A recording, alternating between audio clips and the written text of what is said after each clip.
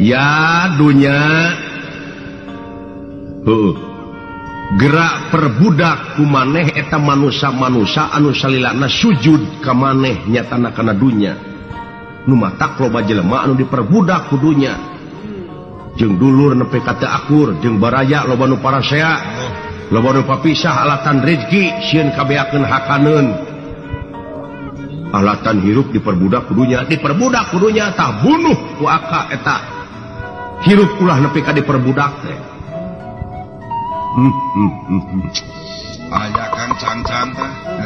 tak aya keterangan hiji deui ya dunya gerak sujud maneh dunya ka manusia-manusia anu salilana bakti ka kami kitu dawuhan pangeran. Jadi anu bakal urang dunya bakal sujud teh ka urang di mana urang geus bakti ka pangeran.